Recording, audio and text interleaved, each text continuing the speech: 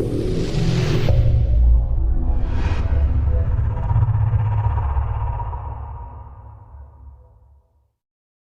Prime की इस video series के आज के अध्याय में हम आपको बताएंगे कि टेली प्राइम में कॉन्ट्रा वाउचर क्या है और उसमें ट्रांजैक्शन कैसे रिकॉर्ड करते हैं।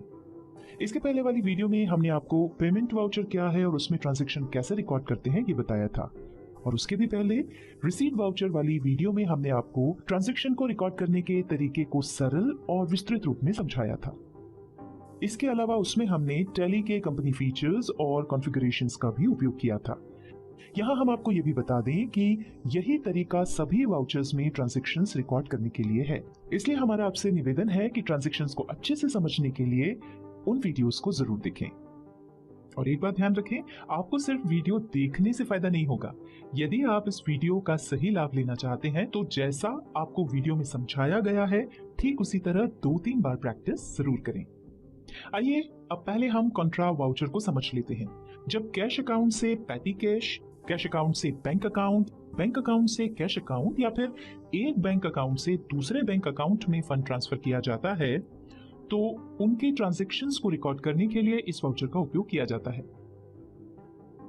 इसे हम एक चित्र के माध्यम से समझ सकते हैं। यहां महत्वपूर्ण बात यह है कि अभी हमने कॉन्ट्रा वाउचर में जो ट्रांसफर बताए हैं उनमें कैश अकाउंट और बैंक अकाउंट दोनों ही हमारे हैं, इसमें बाहर की कोई पार्टी सम्मिलित नहीं है। यानी कॉन्ट्रा वाउचर में सिर्फ वे ट्रांजैक्शंस आते हैं जिनमें देने वाले भी हम ही होते हैं और पाने वाले भी। सरल शब्दों में हम ये कह सकते हैं कि इस वाउचर का उपयोग पैसा एक जेब से निकालकर दूसरी जेब में रखने के लिए किया जाता है। ट्रांजैक्शन पहचानने वाली वीडियो में हमने कॉन्ट्रा वाउचर से संबंधित कुछ ट्रांजैक्शंस छांट लिए थे, उन्हें यहाँ पर हम फिर से बताएंगे और उनके आधार पर कॉन्ट्रा वाउचर में काम करेंगे। हमारा पहला ट्रांजैक्शन है 2 अप्रैल को हमने 20,000 रुपए स्टेट बैंक ऑफ इंडिया में नकद जमा किए। पहला सवाल ये कि इस ट्रांजैक्शन में प्रभावित होने वाले 2 खाते कौन से हैं। ट्रांजैक्शन को ध्यान से देखें। यहां बैंक में नकद रुपए जमा किए हैं यानी कैश गया है, तो ये हुआ एक खाता। अब दूसरा खाता देखते हैं, कैश कहां गया है या किसे दिया है, तो कैश बैंक में जमा किया गया है, यानी दूसरा खाता हुआ बैंक का। दूसरा सवाल यह कि ये खाते किस प्रकार के हैं, तो नकदी यानी कैश का खाता रियल अकाउंट है और बैंक का खाता पर्सनल अकाउंट। अब तीसरा सवाल, कौन सा खाता डेबिट होगा और कौन सा क्रेडिट। तो बैंक में हमने रुपए जमा किए हैं या कह सकते हैं कि बैंक को रुपए दिए हैं, तो बैंक हुआ पाने वाला। बैंक अकाउंट पर्सनल अकाउंट है और पर्सनल अकाउंट के लिए नियम है डेबिट द रिसीवर, पाने वाले को डेबिट करो, मतलब यहां पर बैंक अकाउंट डेबिट होगा। अब हम देखते हैं दूसरे खाते को जो कैश का है। ये रियल अकाउंट है और रियल अकाउंट्स के लिए नियम है क्रेडिट व्हाट गोज आउट, यानी जो वस्तु व्यापार से जाए उसे क्रेडिट करो। अब यहां पर जो चीज गई है वो है नकदी यानी कैश। इसका मतलब ये हुआ कि कैश अकाउंट क्रेडिट होगा। तो चलिए टैली में इस ट्रांजैक्शन को रिकॉर्ड कर लेते हैं। यहां हमने टैली में अपनी कंपनी ओपन कर ली है। अब ट्रांजैक्शन को रिकॉर्ड कर लेते हैं। अभी हम गेटवे ऑफ टैली पर हैं। यहां हमें ट्रांजैक्शंस हेडिंग के अंतर्गत वाउचर्स में जाना होगा और उसके लिए कीबोर्ड पर वी प्रेस करें। देखिए राइट बटन बार में सभी वाउचर्स के नाम और उनके आगे उनके शॉर्टकट्स दिखाई पड़ रहे हैं। कॉन्ट्रा वाउचर के लिए F4 की प्रेस करें। ये देखिए, ऐसा करते ही contra voucher creation window open हो गई है। यहाँ एक महत्वपूर्ण बात पर ध्यान दें कि जिस तारीख में कोई ट्रांजैक्शन होता है टैली में उसी तारीख में उसे रिकॉर्ड किया जाता है। हम जो ट्रांजैक्शन रिकॉर्ड करना चाहते हैं वो 2 अप्रैल का है, तो हम F2 की प्रेस करके यहाँ पर 2 अप्रैल टाइप कर देंगे और एंटर प्रेस कर देंगे। एंटर प्रेस करते ही हम पर्टिकुलर्स में आ गए हैं जिसमें CR यानी क्रेडिट दिखाई पड़ रहा है। साथ ही राइट साइड में एक लिस्ट ऑफ लेजर अकाउंट्स दिखाई पड़ रही है। इस लिस्ट में महत्वपूर्ण बात यह है कि यहाँ सिर्फ वे ही लेजर्स दिखाई पड़ते हैं जो बैंक और कैश से संबंधित होते हैं, क्योंकि कॉन्ट्रा वाउचर में इन दोनों के बीच जो ट्रांजेक्शन्स होते हैं केवल वही रिकॉर्ड किए जा सकते हैं। क्रेडिट में हम कैश अकाउंट सेलेक्ट कर रहे हैं। देखिए, ऐसा करते ही कैश अकाउंट में जो बैलेंस है वो दिखाई पड़ रहा है। इसे हम अलग से भी लिख लेते हैं।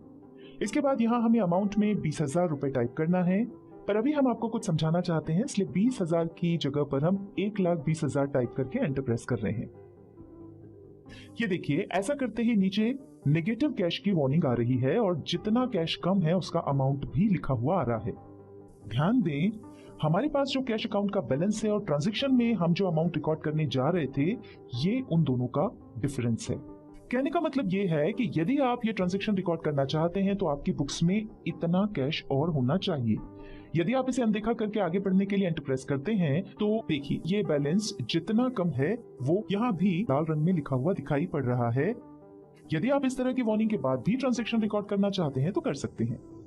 ट्रांजैक्शन रिकॉर्ड करने की प्रोसेस वैसी ही रहेगी जैसी हम आपको आगे बताने वाले हैं।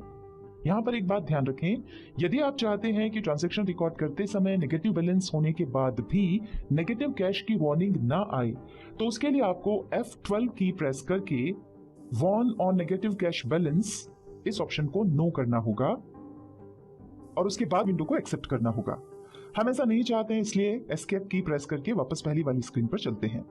हमें 1,20,000 के स्थान पर 20,000 ही चाहिए। उसके लिए बैक स्पेस की प्रेस करें, यहाँ पर अमाउंट चेंज कर दें, अब एंटर प्रेस करें। ये देखिए अब कर्सर DR यानी डेबिट पर आ गया है। आगे बढ़ने के लिए एंटर प्रेस करें। यहाँ हमें बैंक अकाउंट यानी स्टेट बैंक ऑफ इंडिया को डेबिट करना है तो उसे सिलेक्ट करेंगे, फिर एंटर प्रेस करेंगे। ये देखिए ऐसा करते ही जो राशि क्रेडिट में लिखी हुई थी वही राशि डेबिट में भी आ गई है। एंटर प्रेस करें, बैंक एलोकेशन विंडो आएगी। यहाँ पर हमें कुछ भी चेंज नहीं करना है इसलिए हम एंटर प्रेस कर रहे हैं। ऐसा करते ही कैश डिनोमिनेशन विंडो आएगी। यदि आप जिस तरह के नोट्स बैंक में जमा कर रहे हैं उसका रिकॉर्ड रखना चाहते हैं तो डिटेल्स भरते हुए आगे बढ़ें, और यदि आप रिकॉर्ड नहीं रखना चाहते हैं तो एंटर प्रेस करते हुए आगे बढ़ जाएं। हम वापस कॉन्ट्रा वाउचर क्रिएशन स्क्रीन पर आ गए हैं। यहाँ नरेशन में being bank account opened in SBI with ₹20,000 cash type करके हम इस वाउचर को एक्सेप्ट कर रहे हैं। अब देखते हैं दूसरा ट्रांजैक्शन। 31 मई को हमने स्टेट बैंक ऑफ इंडिया से चेक द्वारा 5,000 रुपए नकद निकाले। पहला सवाल यह है कि इस ट्रांजैक्शन में प्रभावित होने वाले दो खाते कौन से हैं। ट्रांजैक्शन को ध्यान से देखें। यहाँ पर चेक के माध्यम से बैंक से रुपए निकाले गए हैं तो बैंक हुआ पहला खाता। अब दूसरा खाता देखते हैं। बैंक से नकदी निकाली गई इसलिए दूसरा खाता हुआ कैश का। अब आता है दूसरा सवाल कि खाते किस प्रकार के हैं। बैंक का खाता पर्सनल अकाउंट है और नकदी यानी कैश का खाता रियल अकाउंट है। चलिए अब लिस्ट ऑफ अकाउंट्स में देख लेते हैं। ये देखिए बैंक का अकाउंट पर्सनल अकाउंट है। नकदी का खाता देख लेते हैं। ये देखिए नकदी का खाता रियल अकाउंट है। यहां हमने दोनों खातों को कंफर्म कर लिया है। अब आता है तीसरा सवाल कि कौन सा खाता डेबिट होगा और कौन सा credit. Bank account personal account है और पर्सनल अकाउंट्स के लिए नियम है क्रेडिट द गिवर यानी देने वाले को क्रेडिट करो। अब यहाँ हमने बैंक से रुपए निकाले यानी बैंक ने हमें रुपए दिए हैं तो देने वाला हुआ बैंक। इसका मतलब बैंक अकाउंट क्रेडिट होगा। अब देखते हैं दूसरा खाता जो कैश का है। कैश अकाउंट रियल अकाउंट के अंतर्गत आता है और रियल अकाउंट्स के लिए नियम है डेबिट व्हाट कम्स इन यानी जो वस्तु व्यापार में आए उसे डेबिट करो। यहाँ पर हमारे पास कैश आया है, इसका मतलब ये हुआ कि कैश अकाउंट डेबिट होगा। आइए अब लिस्ट ऑफ अकाउंट्स से भी इसे कंफर्म कर लेते हैं। उसके लिए पहले हमें यह देखना होगा कि इस ट्रांजैक्शन का दोनों खातों पर क्या प्रभाव पड़ रहा है। हमने बैंक से रुपया निकाला मतलब बैंक का बैलेंस कम होगा और हमारे पास कैश आया है मतलब कैश अकाउंट का बैलेंस बढ़ेगा। आइए हम लिस्ट ऑफ अकाउंट्स पर चलते हैं। यहां देखिए बैंक अकाउंट एसेट्स में आता है और उसके लिए नियम है यदि बैलेंस डिक्रीज हो तो उसे क्रेडिट करो। अब कैश अकाउंट देख लेते हैं।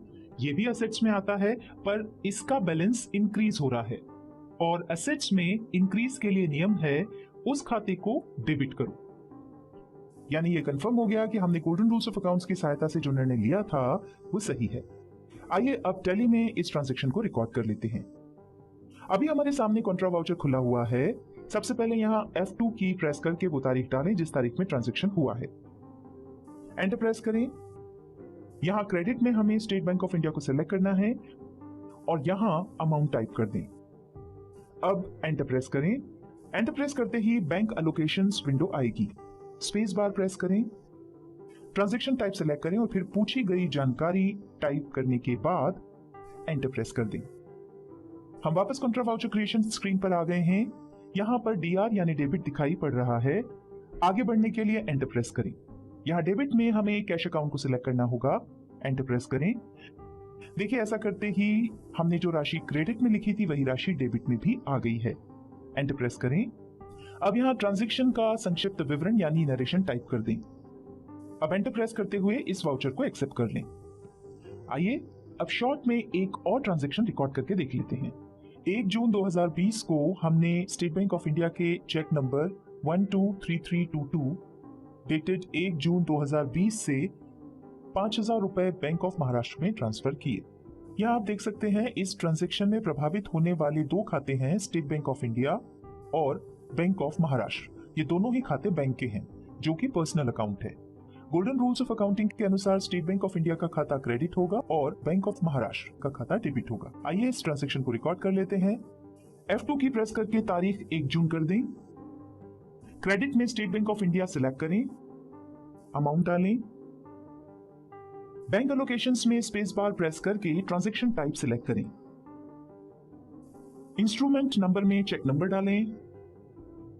इंस्ट्रूमेंट डेट में वाउचर की तारीख आ रही है और यही तारीख हमारे चेक की भी है। आगे बढ़ें। डेबिट में बैंक ऑफ महाराष्ट्र सिलेक्ट करें, एंटर प्रेस करके आगे बढ़ें। यहां फिर से बैंक एलोकेशंस विंडो आएगी जिसमें हमने पहले जो डिटेल्स दी थी वो बाय डिफॉल्ट आ रही हैं। एंटर प्रेस करते हुए आगे बढ़ें। यहां पर हमें उस बैंक का नाम टाइप करना होगा जिस बैंक का ये चेक है। नाम टाइप करना हम आपको पहले ही बता चुके हैं।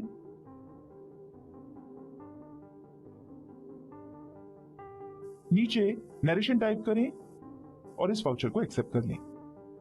इससे पहले वाली 2 वीडियोस में हमने रिसीट वाउचर और पेमेंट वाउचर के बारे में बताया था और इस वीडियो में हमने कॉन्ट्रा वाउचर के बारे में बताया। संभवतः आपने इन तीनों वाउचर्स में एक महत्वपूर्ण बात पर ध्यान दिया होगा कि इन सभी वाउचर्स का संबंध कैश और बैंक से होता है। इसके बाद वाली वीडियोस में हम क्रमशः stock groups, units of measure और स्टॉक आइटम्स के बारे में बताएंगे और ये भी बताएंगे कि सेल्स वाउचर और परचेस वाउचर में ट्रांजैक्शंस रिकॉर्ड करने के पहले इन्हें समझना क्यों जरूरी है। अभी हमने कॉन्ट्रा वाउचर में जो ट्रांजैक्शंस रिकॉर्ड किए हैं उन्हें हम डे बुक में कैसे देख सकते हैं और इन ट्रांजैक्शंस में हमने जो लेजर उपयोग किए हैं उन पर इन ट्रांजैक्शंस का क्या प्रभाव पड़ा, ये हम आपको सभी वाउचर्स को समझाने के बाद समझाएंगे।